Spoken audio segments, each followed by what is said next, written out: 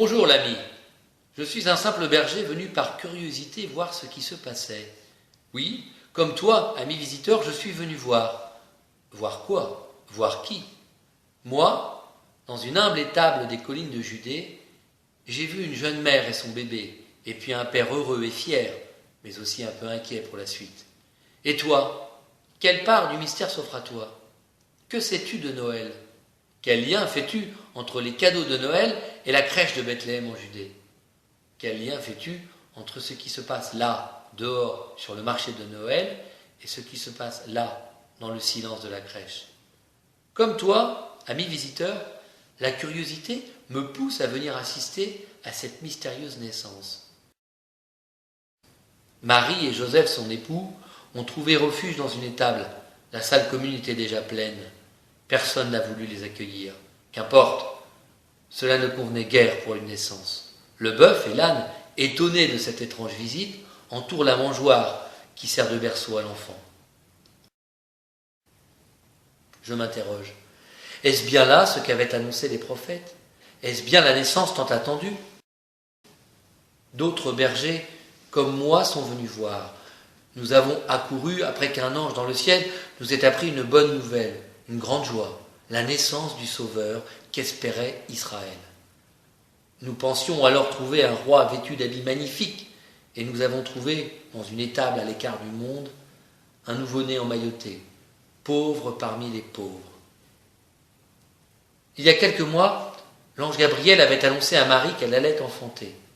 Elle a dit oui à la parole de Dieu, et Dieu a pris corps en elle. Joseph a humblement accueilli Marie et l'enfant qu'elle portait. Joseph, lui aussi, a dit oui à la volonté de Dieu, acceptant cette étrange destinée. L'enfant Dieu est couché dans une mangeoire. Tout en souriant, je m'interroge. Est-ce donc qu'il veut nous nourrir, nous rassasier? Et de quoi? L'enfant, si fragile, petit agneau, sera notre berger. En bon pasteur, il veillera sur l'humanité tout entière et sur chacune de ses brebis égarées. Je n'ai que quelques moutons, mais je comprends bien, moi, ce que cela veut dire, être le berger des brebis. Marie et Joseph sont en adoration devant l'enfant. Ils sont pleins de joie, une joie dense et intense, sans excitation et sans impatience. Ils sont dans la joie de l'événement heureux qui dérange leur vie et en même temps qui la comble. Marie devient mère de son Créateur. Elle se recueille humblement devant l'enfant, son enfant et son Dieu. Et en regardant la crèche, je comprends à présent pourquoi les anges dans le ciel chantaient « Gloire à Dieu au plus haut des cieux et paix sur la terre aux hommes qu'il aime ». Oui, la parole de Dieu a pris chair en la Vierge Marie. Dieu s'est fait homme et un sauveur nous est né. Les anges ne cessent de chanter la gloire de Dieu et l'écho porte au loin ce chant dans nos montagnes.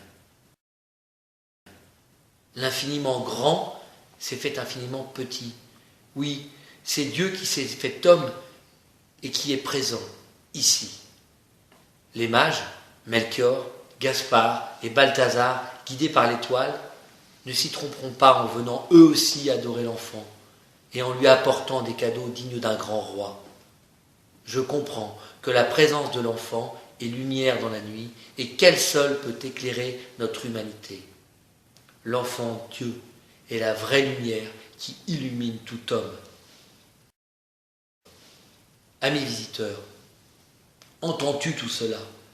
Ce qui est petit, pauvre et fragile, voilà ce que Dieu choisit pour manifester son amour au monde. En son Fils, il nous a tout donné. Et nous, que pouvons-nous lui offrir en cette nuit de Noël?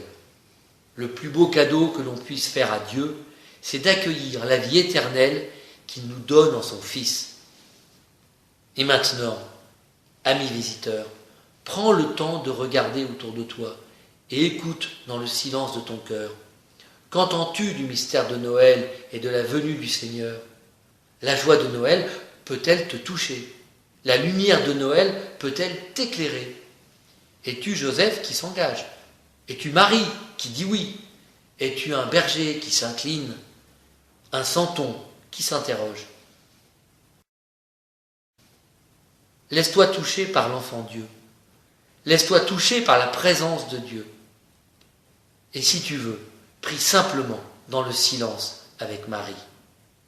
Et peut-être que comme les bergers et les anges au soir de Noël, tu auras envie de dire « Un sauveur nous est né, un fils nous a été donné, éternel est son amour. »